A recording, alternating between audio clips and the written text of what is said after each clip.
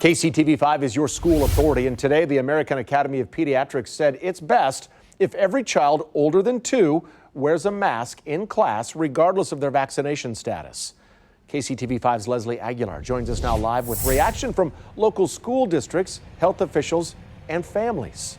Leslie? Brad, most parents we spoke to had very differing opinions on this, of course, but districts who had already decided to make masks optional seem to be sticking with that plan. But districts who had not decided yet say that they will take it into consideration. Local health officials think that the recommendation is smart. We're kind of freaking out about how everything is going to be when they go back. Elizabeth Gonzalez's 4th grade daughter hasn't been to class in person in over a year, but is excited to return in the fall. She's too young to get the vaccine right now. So is her brother. So Gonzalez likes the idea of masks being required in school. She has a medical condition. She has type 1 diabetes. So I feel safer with her wearing the mask when she's with other kids that you don't know if their parents are vaccinated or when they're actually going to be vaccinated, the kids as well. Other parents have different reactions to hearing the American Academy of Pediatrics wants everyone older than 2 to mask up. My first reaction would be that it's silly. Carrie Jones is a former teacher and parent of 3 young children. We already had enough trouble just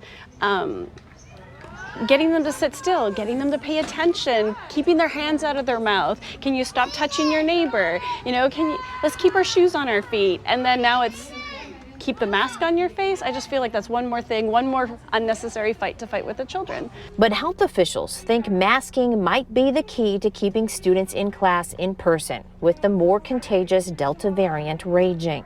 Parents should be saying, we don't want to send our kids without not only them wearing masks, but we want to know that the other kids in the classroom are wearing masks.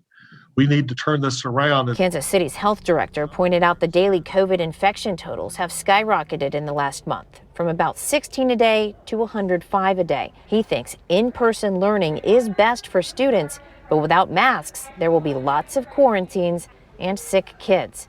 So he hopes districts require them. Those that don't change before this fall, I predict will have to change after the school year starts because they'll have so much disruption and they'll start losing so much money because they can't then charge for those kids that aren't in class.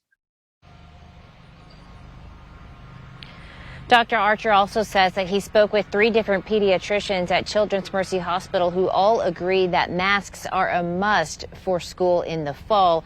Most districts have more than a month to finalize or change their plans. Reporting live in Johnson County, Leslie Aguilar, KCTV5 News.